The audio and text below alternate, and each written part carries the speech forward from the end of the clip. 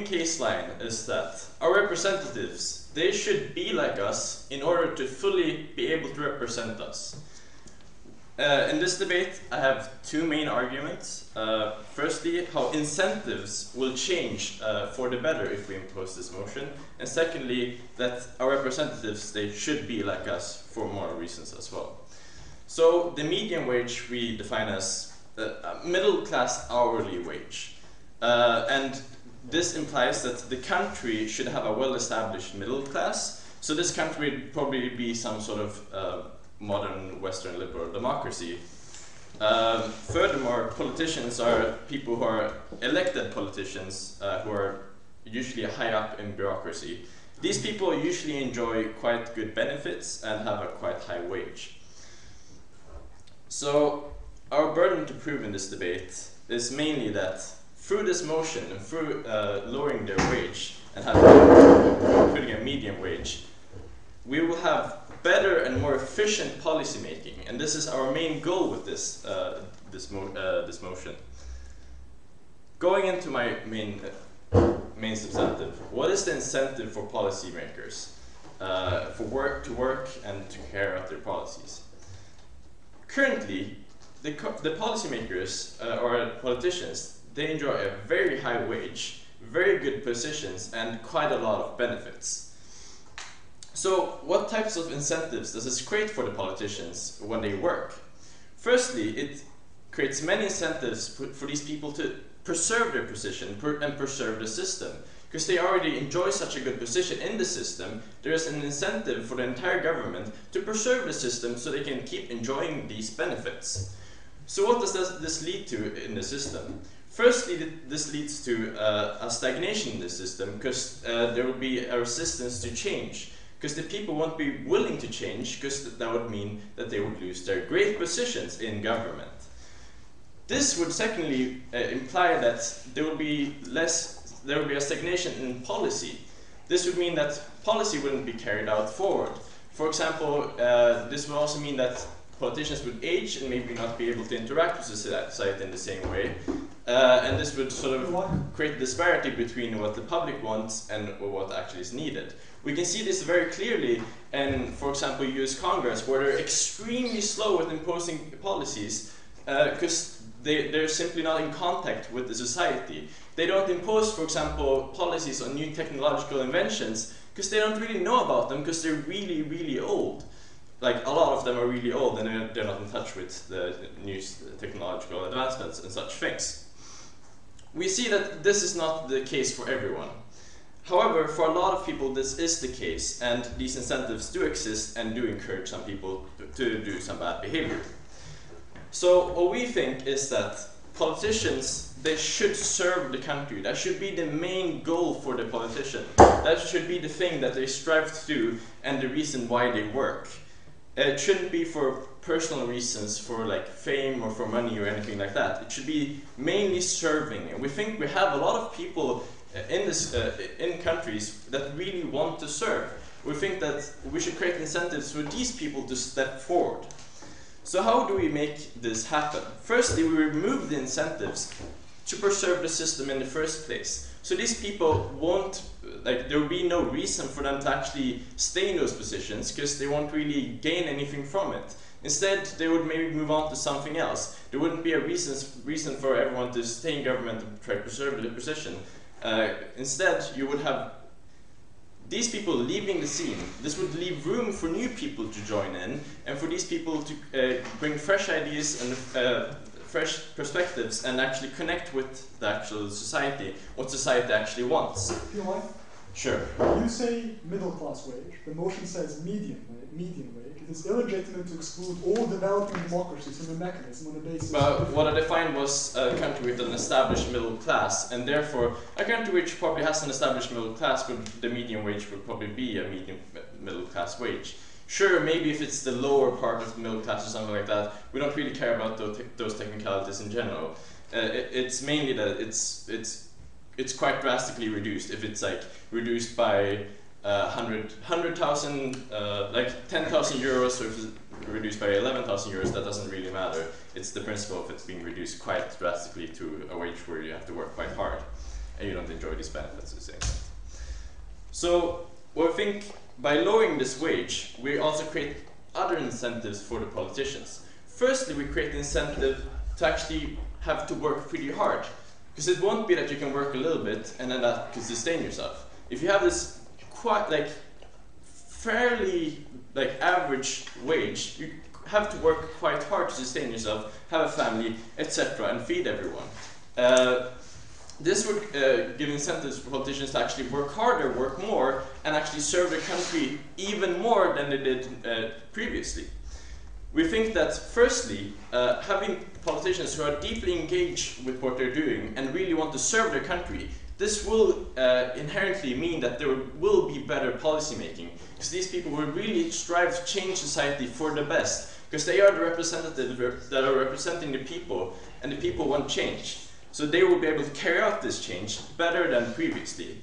Secondly, if they actually work harder, they will be able to carry out these policies more effectively and in a better way, because there will be just more time spent on doing it. So we think for these two reasons, the incentives for policymakers will change for much better, and this will make so that the policies will in fact be better. Secondly, we think that the second argument about morality, we think that elected politicians, they are our voice. They should represent us, and therefore we think we alienate them if they have higher wage and they're upper class. There's disparity between who we are and who they are, and they're supposed to represent us. Thus, we think that changing their wage is quite it's proper to do, since they will be able to represent us better, since they will be able to relate to us better. They will be more like us, and therefore they will be able to understand the current things we have in society that we need to change, and so forth. They will be more connected with society, and this will be able to give them more informed decisions and make so that they can carry out even better policies. For all of these reasons, we proudly propose. Thank you. I'd like to thank the Prime Minister for that fine speech, and now across the floor and call upon the Leader of the Opposition to raise a motion.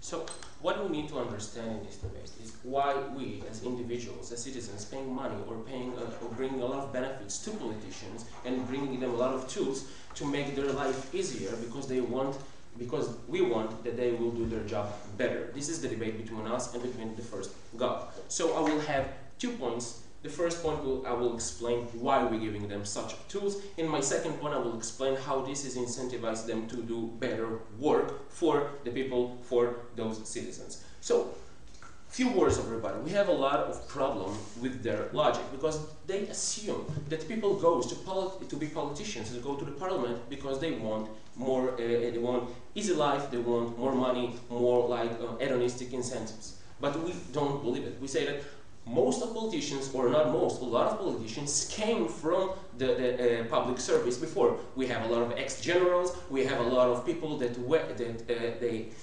came from the media, they were journalists, people that gave from their time to other people because they want to change the system, because they wanted to change what happened in their own state. We said that we have a lot of people that came from really specific cultures or really specific communities that want to change the way that their community is being treated. So we say, if someone wants to be a politician, this is not just because he wants some money. But we say that they assume that they go only for those things. We say, yeah, maybe some of them goes for those things, but most of them goes because of the real important things to them. But we say that, and it will be in my point later, that if we want them to do better job, we need to pay them as we pay for managers in the civilian system in the market. So this will be my first point. So this is one problem with their logic. The second problem that they told us that they actually assume that then if we will pay them the median wage, they will have the tools or they will work hard, and we ask why? Why they work hard? The reality says us that even in the market or even in a lot of other places, when politicians are not earning enough money, they going into corruption. They actually writing their own laws to their own. No, thank you. We see this in a lot of places in the world, even in Western democratic places. We can see this. It was in Britain, it was in Israel, for example. No, thank you. So, for my first point, we say why we actually bring them those tools, because we want. The only job, the only main job that they will do, is the political job, the parliamentary job. Why? This is the example that this is the reason that because of we gave them immunity, right? Because we want them to be free to legalize things, be free to write the rules, be free to be changed. We say that if we're not believing and we're not buying this ideal world that we will bring some real fresh people with real fresh mantras and they will change it even with a medium wage. We say this is not ideal world. People incentivized by money. People, if someone will have the better opportunity to, even though they want to have, even if you will have the better opportunity in other place, he will go there because he wants to live his life as in the same symmetric as he evolved himself. He worked a lot of years, invest a lot from his money to build his own ideal, and then they're saying, no, we're gonna pay you like this medium wage. We say this is not ideal work, so therefore we will lose a lot of good people with talented people, people that can change something. We say that even managers in the free market, they won't came to politicians even though they have a lot of good skills to change things as management. We have these ex-generals that have the skills to understand the political ideas, and they will go to other private places and they won't go to the political world, and therefore we're losing a lot of people. So we say, maybe and might be we'll accept that we have more people that insist with politician. Maybe we will get more people with fresh blood, but we will lose a lot of good people that can change it, can understand the political map, that understands how things works. Second. If the general is going into politics from the military, he's probably going to receive a lower wage than he actually did receive before. So why is the financial incentive not present when he's going into politics, and now there's supposed to be like a bigger financial incentive once he is in politics? Thank you, sir. But the question is, how low we're gonna get his salary right now?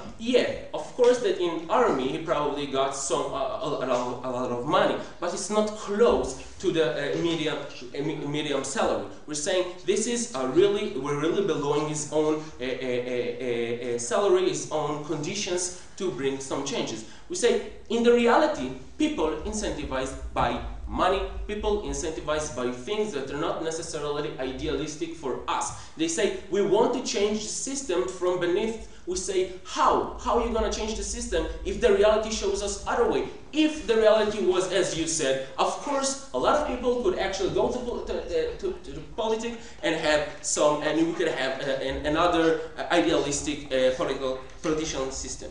So, for my second point,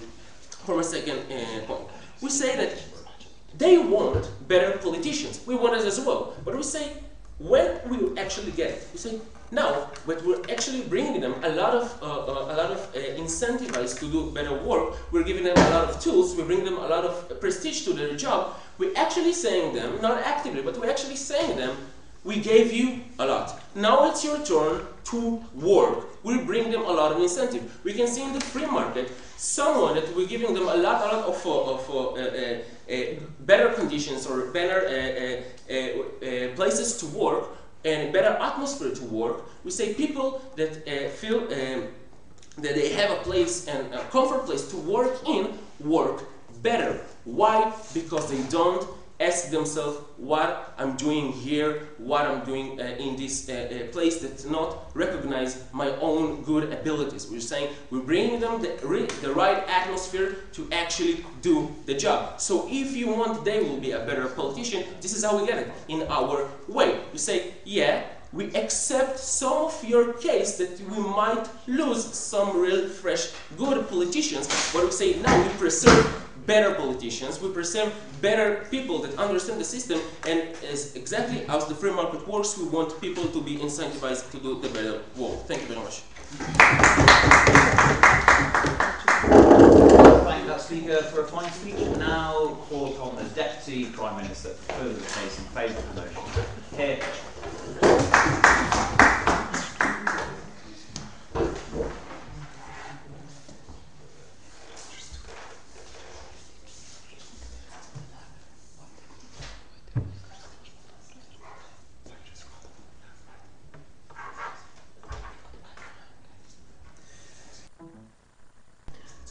Before I go into my 2 points, my 2 substantive points, which have to do about how this will closer affect the politicians of their policies, which will lead to better decisions for the people, and how this will remove harmful politicians from the system, which are just in it for the money. I have 3 points of rebuttal in this situation. So he started off talking about how some politicians go in for the utilitarian sort of issue, that most politicians aren't in it for the money.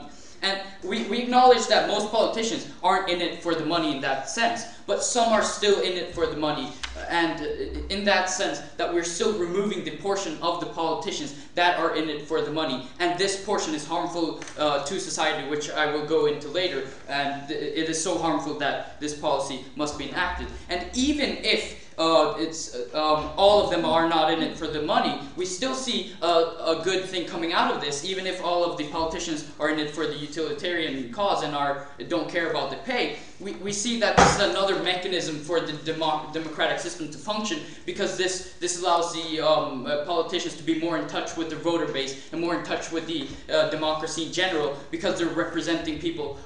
They're getting directly affected by their policies, and they're getting directly affected about what they do to the people. And we see the medium wage, their medium wage, as a good mechanism for them to feel their policies on an emotional level with the people and in the system of that. They also talked about how this will lead to corruption, but and in that sense, but because these people are getting paid low, and therefore the people are incentivized by higher pay, won't go into public office. But we don't see this happening here, because we see that if we're paying these people lower wages, the people who are already incentivized by money, and the people who see money as an important characteristic, as important to them, won't go into politics in the first place. Therefore, we will already exclude the people who are incentivized by money and prone to corruption in that sense. So we're fighting corruption in the sense that the people who are prone to go into public office, the people who are prone to go into Senate because they're incentivized by high wages in the Senate or incentivized by high wages in the Congress, will actually not be incentivized by that. Therefore, we're removing the elements, the personality traits that are incentivized by that sense. So we actually see this as fighting corruption. No, thank you, sir. Yeah, so his third point had to do with that we want better politicians, because that higher wages, you get people who are like more educated, therefore they should get paid higher and stuff like that. But we have to ask ourselves here, what is a good politician? What is a good representation of the people? Who's going to represent their vote? Is it going to be in that sense? We see that the people who would be discouraged by a low wage would be discouraged by public office by a low wage are inherently bad politicians for the system. In that sense, we see the people who wouldn't go into public office because the lower wages are people who aren't in it to serve the country, and who aren't in it it to represent the people. We see that that personality, that sort of person who would be discouraged just because of the lower amount of pay to serve the people or representing the people in that sense, isn't going to affect the sort of effectiveness of his policy, but rather the effectiveness of his policy is how well he represents the people. His job is not as an academic, or his job is not to fulfill like X, Y, Z and how fast he does those things, but his job is an emotional one, and should be disconnected from a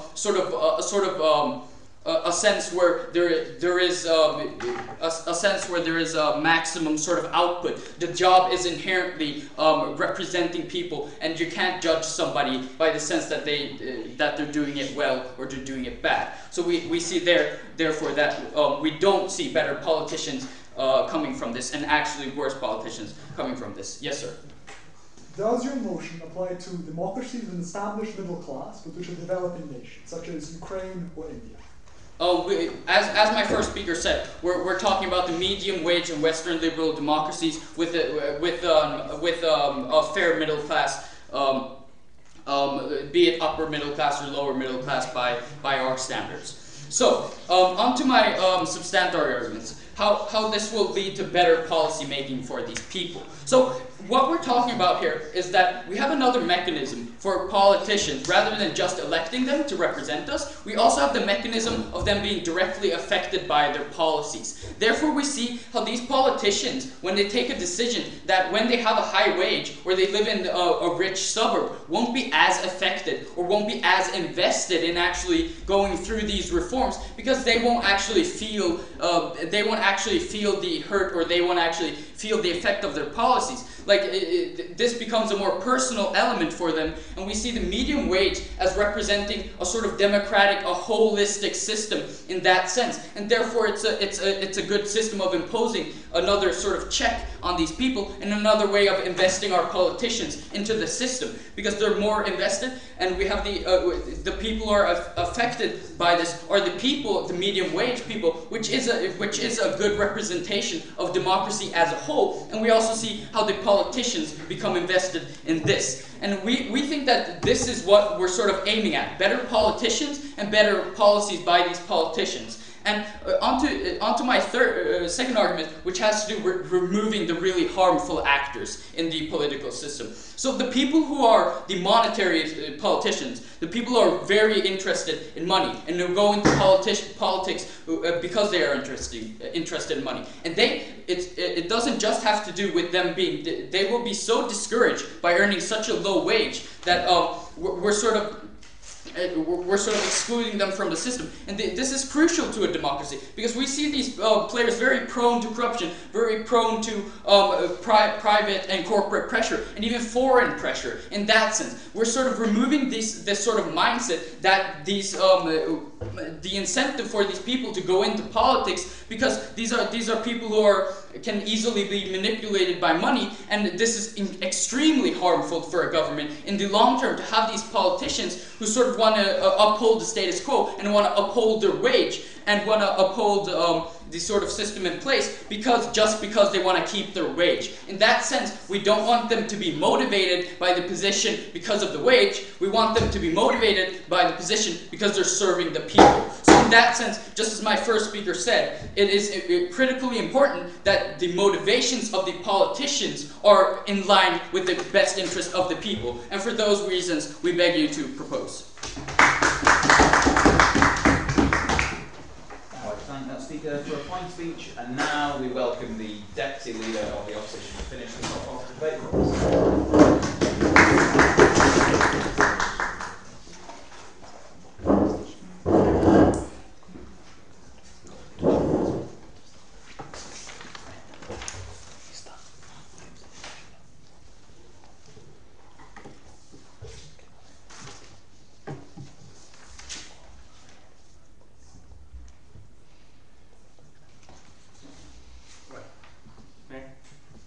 So, Mr. Speaker, we're going to talk to you about 2 points in this debate. I will talk to you, A, about how satisfaction, my self-satisfaction, is very important for my job, for how I've been doing my job and how I really like to do that and how I will contribute from myself to this job if I'm satisfied. The second point will be that in their logic, in opening a government, we will create a world that people that go to this to politics doesn't really put the best and the most effective people to gain our social causes that we fight for. But before that, couple points of rebuttal. Let's understand the main argument of opening a government. Eventually, they're saying we were afraid that people will not feel empathy to these rich people, these rich politicians doesn't really feel empathy to the people that they're serving. Therefore, the performance that they're doing and everything that they act doesn't really serve this public because it doesn't really understand the pain of this public.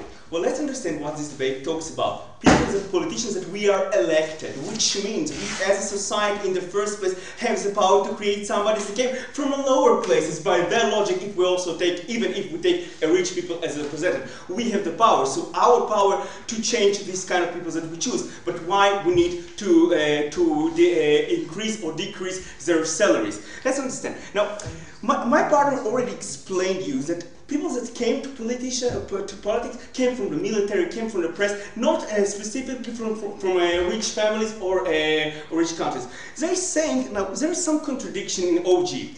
From one hand, they're saying we stop corruption. People that also just want to do the best for the society will go to politicians. Well, for that, they're saying, also in the correct situation, in the status quo, they can go and we as a society, the things that are better for us, can elect them. That is fault for this part. The second thing, the contradiction in this debate is that they're saying, from one hand, the people go to there, go for the money, and because of the money is doing it, and this is their incentive, and we will decrease the incentive. But then he's saying to the rebuttal to my partner, well, they are already having money and they're losing money in the politics. Well, which one is it? They gaining money or they're losing money? We didn't really get it. We think that the money doesn't mean explaining why the money is the incentive or why it's deciding who is a good politician and not a bad politician. This is getting to my points. Well, I will try to explain by these 2 points why money is incentive for making a better world and why it's not mutually exclusive that somebody needs to be or just get money or to be good. So let's start. Self-satisfaction. When we pay to somebody money for his work, we're showing our recognition, our thankful for what he's doing. For example, if I'm learning in a college, I probably will get a low salary. Why? Because the society doesn't really recognize my contribution or who I am. When I finish my degree, I start to work, I start to gain more experience, my salary will higher. Why it get higher? Because people recognize my abilities, recognize myself, and it's very important for me to go to the next stage. Why it's so important, and this is the link to this debate. They try to represent us in the previous speaker, who is the good politician. Well, we can't agree all of this, that a good politician have some basic characters. He must be ambitious, he must show empathy as a short, as he must be a leader in some point or another. Which means if he needs to be ambitious, and we can agree about it because this is part of being a politician, he doesn't really go to this kind of work, he doesn't get the real salaries that represent who he is. Which means if I go to politician and I know that I doesn't get the salary, that thing that represents me, why should I go there? Even though I want to do the best for society, there are a lot of things, but when I do something bad, I want to get thank you. And this thank you came to be in the form of money. Not now, please. Another important thing, they doesn't really realize and analyze who these politicians are that being elected. These people are very criticized. They get criticized every day. They are in some point of their life, they became to be enabled because every act they're doing has been followed, has been criticized, and therefore we think this is the incentive. It's so important because think about it this way. This work is very stressful. This work is I've been followed. I've been criticized. I get enough money, so I will do it. But in the situation in their world, I will not get enough money. I'm ambitious. I'm good, which means character of a politician. I will go to another place, even though I won't contribute. I also individual. I also have a family. I also want to get satisfaction of what I'm doing and recognition, and I would not get it in this world. So yes. Don't you think this person will get recognition from the press and the voter base? There are other incentives and other rewards in the democratic system. By your logic, all the people can work in the very low salaries. It's not working in the real world. It doesn't represent it. But the main important thing is in the message, and from that I explain how satisfaction is important. The main argument was money is the problem because it shouldn't be the incentive. We will show you why it's not mutually exclusive. This is my second argument. We will create, in their logic, we will create a worse world of politicians. As I explained you, the money that I get in some way represent who I am, what I'm contributing. As higher my salary, as higher my contribution, and this is how I feel with myself. It's not the money itself, but the money as a sign or something that symbolize who I am in the society. What's going to happen in the world of presenting? First of all, their world always falling apart in the status quo. Because also today, if I elect the person that will represent me, I can elect somebody with a middle class. I don't really have to take somebody from a higher class, which is already false. Because as long as I have the choice as a society to elect my representative, and it's not dictatorship, so this shouldn't be the problem of the salary. But if by their world, people that might go to there, that wouldn't be the most ambitious people, they wouldn't be the people that really can make the change. Because why? Because they agreed to the terms that doesn't really represent who they are. As long as they think that they are working a middle salary, probably will be making a middle work. But if I go to this work in the status quo today, people that get higher salaries, they probably will be more motivated, as my partner already showed. They will be motivated. Why? Because they get recognition. A. They will be motivated. B. Because their family are satisfied. They have their own needs. They will not looking it for other places. Which means money is the basic. It's not the amount to get all the monies that I get. It's two effects: recognition, and the second thing is a moral and the peace of mind that I have, that my family is okay. I don't need to look for other job. I get recognition and I get power, and we think it's more important. They don't show us how it falls in the status quo. Thank you very much for doing it. I'd like to thank our speaker for a fine speech, and now we begin the second half of the debate with the member of Government.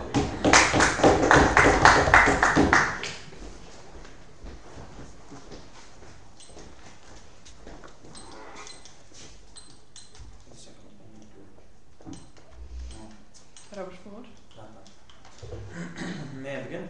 Yep. So what today we heard from today's opposition is basically that there are two main problems with the government's plan. Firstly, they said we are going to lose incentive to go into politics for successful people. And the second one, they were saying that basically politicians justify their very high wages, which of course we are going to oppose to. If we go to the first point, why it does not actually remove the incentive to go into politics. First thing I would like to call in here is the economic phenomenon called the reversed curve of wages, what basically means that at some point when a person's needs are satisfied, productivity does not increase even when you increase the wage drastically high. We believe that to achieve that point, a median income in a society where you have an established middle class is a good waypoint to that extent. So we believe that even though we increase the salary and with the politicians, we are not going to increase the productivity after they have their basic needs met and have enough money to live like a safe life. And we believe that the median income is a good telling of that. Secondly, I believe here when you come to income, even though if you buy into the idea that we have like countries when the median income does not represent like what person should earn in order to live their life happily and so on, we believe in these cases we incentivize actually the well, because that means when their salary is actually is linked to how well the country is doing, they'll have more incentive to do good policy which are going to increase economic growth, because with a higher median wage for the people, their wage is also going to increase as well. And here we believe we have like another incentive what is actually would happen in the countries when you do not have like the median wage on an acceptable level. The third point, they say the politicians are going to lose their social status, which we had before they went like generals and so on. First, we are not disturbed by the fact that politicians lose their social status. What we are saying here is that it's very wrong when you have a politician who comes in like as a representative of the working class, then to be elevated first into the portion of middle class and then basically appropriate into the part of the middle class as such. As such, we believe that when we come into motivation, like they're going to not have the privileges and the essence of the cream of society they are actually enjoying now. We're saying, yes, so what? We want that to happen because we want the politicians to represent the people they're supposed to represent, not just like one strata of the population. And this would be like a huge problem in modern democracy when we often complain politicians of left and right are basically just passing through reforms which are aimed to supporting businesses, which is basically the effect of that we basically elevate politicians to the point when they do not actually feel to connect with the people and with the well-being of the people. Yes. Left-wing people are primarily rich, right-wing people are primarily poor. Why do you assume because someone is rich, they care less about the working class? Firstly, I do not see the connection why left people are supposed to be rich and right-wing people are supposed to be poor. I think there's like a contradiction, and I'm sorry, I really do not understand your comment. I believe that when a person is elected as a politician, they should like feel close to people in order to pass the reforms that are good for the people and not for a certain threat of the population. Now, if we go to our constructive points. Our points. Basically, what we are first questioning is how do you want our democracy to evolve in the future society? What we see today is a problem in democracy. We have like a very rigid party system which is not changing, which was the first government presented, and we want that system to change. We're going to analyze that problem further because in the core, why does not it actually change? It's the question of how the parliament works. Parliament works by establishing working committees in separate groups. Parliamentary members who work in those committees usually get additional monetary incentives. What happens is you have like old cops in the parliament who basically like sit on those committees where the actual work is done and not let young people go into those committees even though they were elected. And you have like one person who's like in 5 committees, takes salary from that committees, and he does not actually know nothing about the topics which it's about. If we change the salary to lower, we believe that people are actually going to work within committees where they believe they can actually make a constructive change. And we believe in this case, which actually help the people to progress forward and like to do the situation within the parliament, that like people who actually know something are going to go in a certain area. The second point that I would like to hear in the modern democracy is of course the problem of carriers and what basically a politician is. Like when we are saying no, they are now going to become, they need their wage because they're in their criticism and so on and so on. What we believe here is simply not true. A politician can be anyone. It's not actually neither the education level, neither their prior work experience, neither their age. We believe that actually most of the real hard work is on the parliament, the groundwork in the parliament. No, thank you.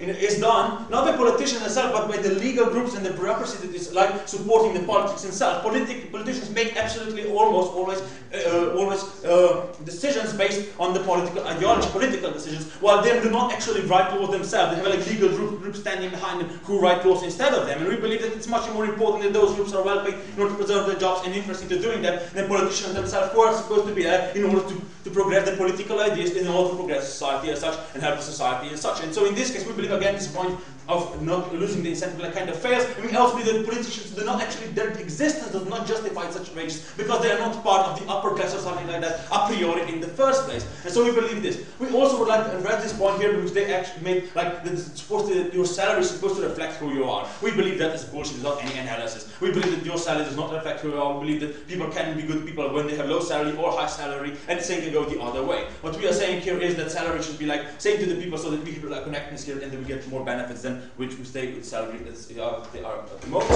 The third point I would like to ask you, like how we want to evolve our democracy, is the fact that we get people who are candidating without any conviction. This is especially a problem in the countries when you have like new big parties supported by like big groups of people who do not have enough people to run for the parliament, enough ideologically available people within the party to run in the section, which basically then happens like what happened in Slovenia is they call their uncles, their aunts, their brothers and sisters. They basically, you're going to be a candidate here, you're going to be a candidate here, and you're going to be a candidate here. And they say, well, yeah, it's a good salary, we're going to run for you. This creates a system afterwards, after such party is selected, which often they are because usually they have like a monetary backing. They have a parliament to be full of people without any interest in politics because they had the monetary incentive. Because like, yeah, okay, if we do this, it will be better for us than the status quo and we are like, I don't know, cleaners or like having a regular job. Now we are going to have like a better income. This creates basically a system where we export this idea of a one-party apparatchiks who basically just like convey the will of the party and not actually present the people themselves. And this we believe, in this kind of case, the change will lead into a better evolvement of democracy as such as to portray a more accurate representation of the will of the people as such. And that's why we believe that in this debate, it is the only reasonable decision to support today's proposition. Why? Because firstly, the incentive here doesn't matter because the inverse wage curve, because we believe that politicians should be in there for their political ideology, not for money, because we want politicians to be incentivized by how well the country is doing. And we believe linking their income to that is quite a good way if the case about income stats. And thirdly, because we do not actually care what social status politicians are, because we are not all of the same social status, and we want them to represent the will of the people, not the will of the certain economic strata in society, because we do not believe the politicians justify their high wages because they're basically political workers, and we believe the main work in the parliament is done by the bureaucracy and the legal system, and that's why we believe that the only reason to support this debate is to support today's proposition. Thank you. Hi, thank the member of government for that fine speech, and now we call upon the member of the opposition.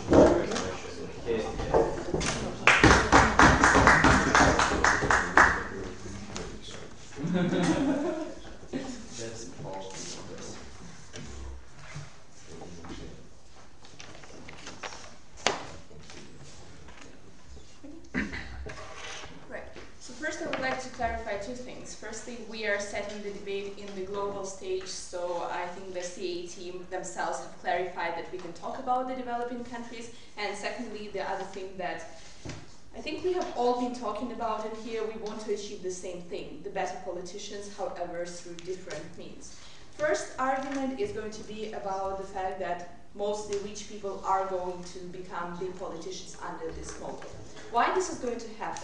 Well, firstly, because the rich people already have enough money and they don't need to earn more money, and they have other sources of income to take out from when they are the politicians. So it's going to be easier for them to go into politics and also to fundraise money for their political campaigns, which is already happening under the status quo.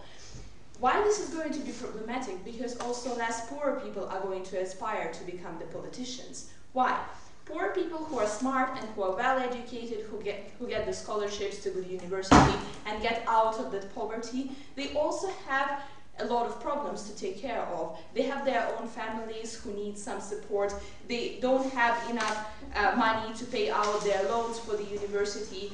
They don't have enough money for their children, because usually when people start politics, they are in their mid-30s or 40s when they already have the children and they need to sustain their family and to help them through life. However, when you decrease the wage of the politicians, what is going to happen is that they're going to seek for the alternative jobs, such as the ones in the private sector. Why this is problematic when this kind of thing happens? I would like to remind you that the first government has started their speech with saying that the politicians should be like us. This is not going to happen under your model, because the poorer people or the lower middle class people are not going to go to politics, because they're not going to have enough money to actually take care of their families in politics right now. What is going to happen is that rich people are going to take their places. The policy...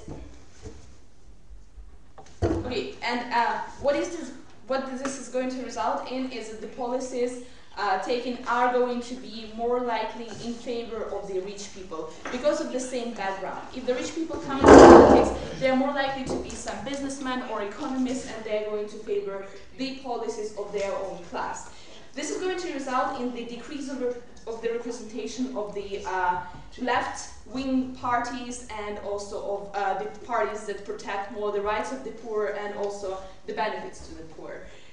This is also going to result in the lack of the competition of the ideas, such as, for instance, the opposing views, because the poorer would formerly favor the left, but now they wouldn't have that much parties to favor, because you won't have this strong leftist base once you actually decrease this, because the parties are going to actually favor more right-wing economical parties.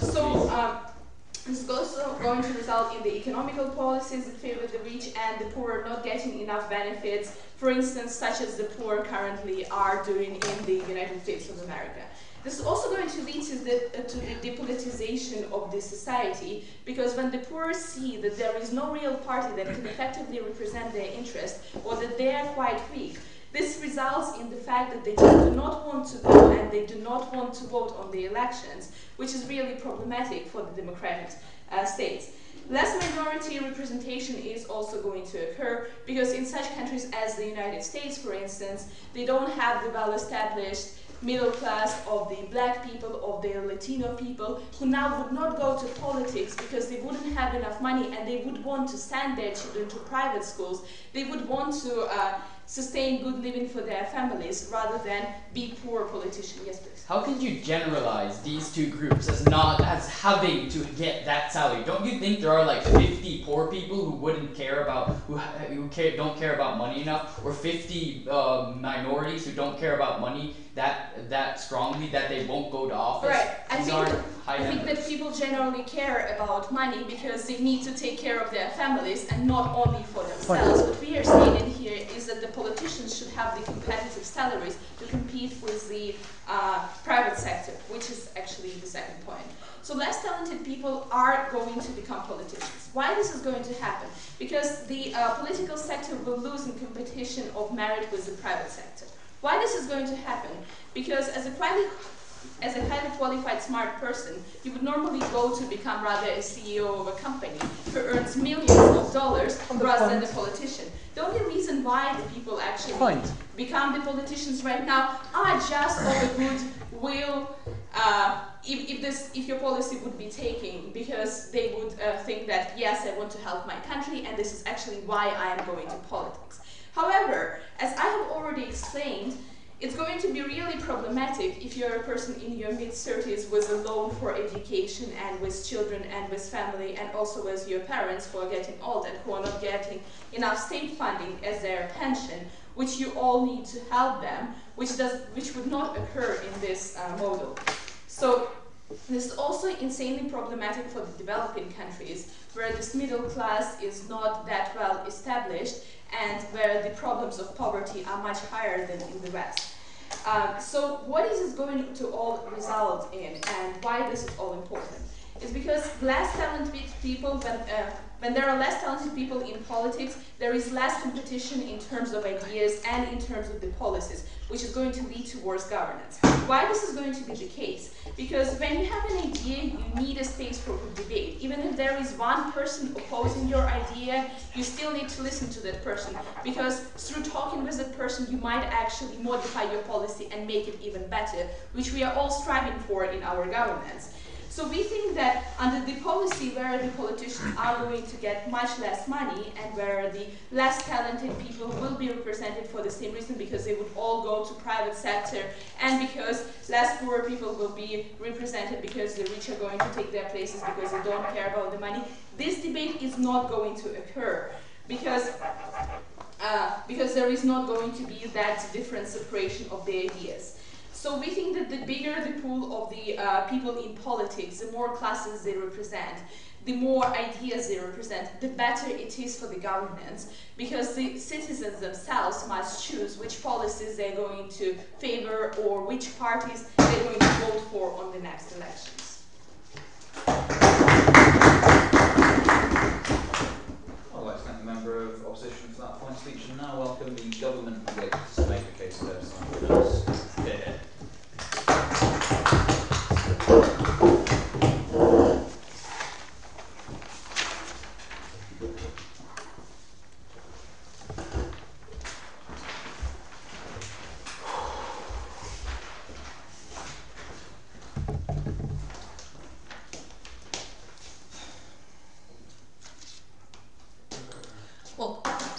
Firstly, I want to talk about two main things. Firstly, I will analyze initiatives that actually make people go into politics. And secondly, I want to talk about who is running and the impact that we have on actual democracy and manifestation of a democracy. But firstly, I would actually like to address some of the concerns that today's opposition has. When they are talking about, well, if we introduce this minimum wage into politics, then we will automatically eliminate all the leftist parties and leftist politicians, because we will simply eradicate them, because only the rightists are rich and they will be the only ones going into politics. Well, we obviously do not agree with this, and we think that this is just some idea that opposition has without actual merit behind it. Because let's see what the leftist parties are usually fighting for. Mostly for human rights and for labor rights. And they are often associated with labor unions, with syndicates and similar things. So what we're actually seeing is that leftist parties are usually the ones that are that have the best interests of labor unions and of the working force in mind, which means that they are actually representing the most important things that the parliament is actually fighting for, because they are representing a working force, and working force is actually essential part of the general population. So obviously there is absolutely no reason why we would eliminate leftist parties with this medium wage. And secondly, when the opposition is saying, well, only rich people will become politicians, that's obviously not true. If that were true, then we would have absolutely no charities, because also very highly qualified people are part of the charities or leading charities, and they are doing it out of their own good heart because they want to change the world. And if the opposition thinks that the only way that you are actually motivated to do something good in the world is with money, then obviously all hundreds of thousands of charities around the world do not exist in their world. Point? Yeah. We don't say there won't be any poor politicians, but we say they are much less likely than the number of poor politicians are now. Thank you. No, this is definitely not true. They are acting as if the median wage of the middle class is something that people cannot live on. No, middle wage of the middle class is completely sufficient to feed your family without having any concern about the survival of your family. And this is not only true in the most developed countries, but it's mostly true around the world. And plus, the research from one of the Ivy League schools, I forgot which one, actually shows that the incentive of working decreases after American worker reaches the 70,000 US dollars per year. Which means that that's not that high of a threshold, and yet their productivity and interest for working decreases because of the reverse wage curve that my teammate was talking about. And now let's go on to my 2 points. First one about incentives, when I want to compare these money incentives versus the service incentive. The thing is that money is not really the best motivator. Various research articles also show that people are more likely to be motivated by satisfaction they get from their work, by the impact they are doing, by the respect they get from the society. And we're saying that the money, according to research, is one of the least important parts when it comes to job success of a person.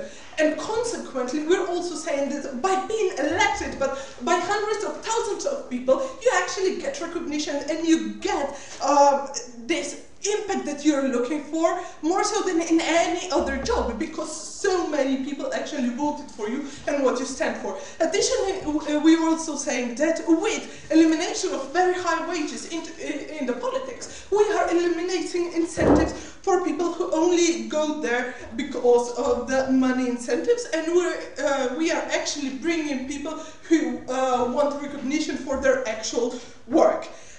Second thing,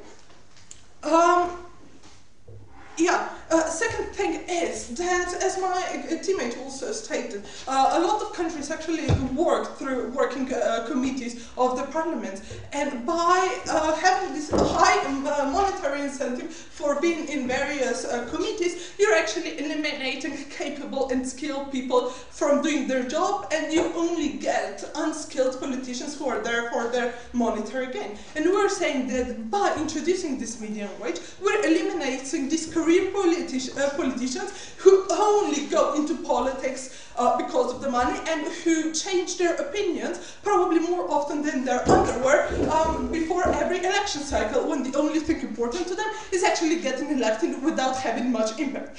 By eliminating this monetary incentive of going into politics, we actually get politicians who stand firm on their ground and who are actually fighting for their incentives and for the project that they believe in, which means that we actually get more lasting impact and we get policies that are important for ordinary people.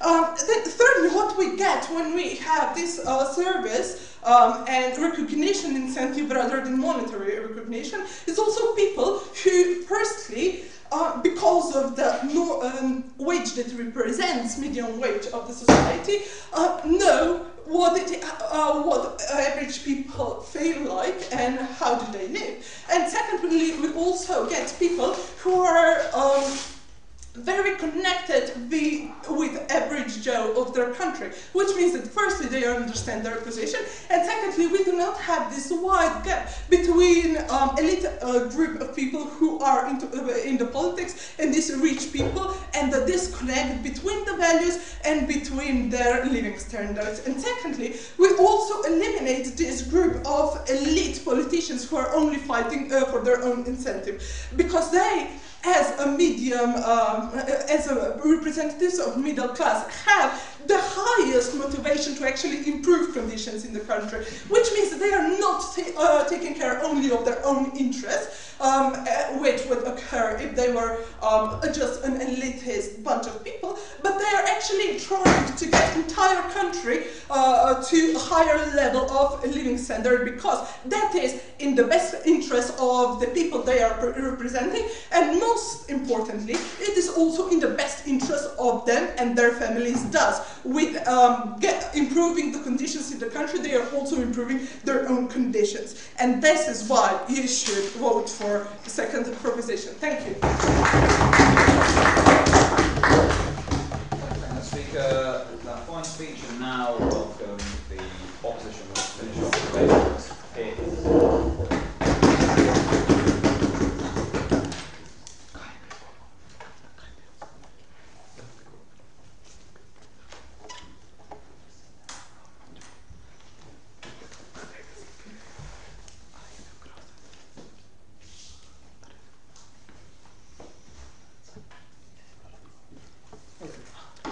First, I'm going to discuss whether or not money is a bad incentive, or even incentive at all for politicians.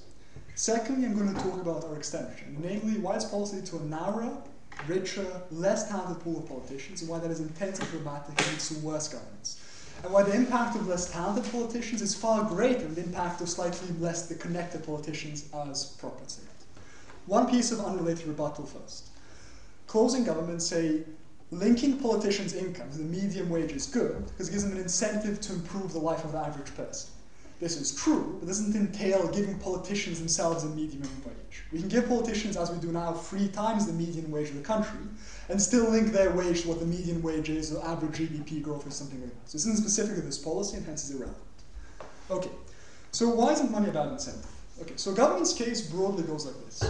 People motivated purely by money make bad politicians.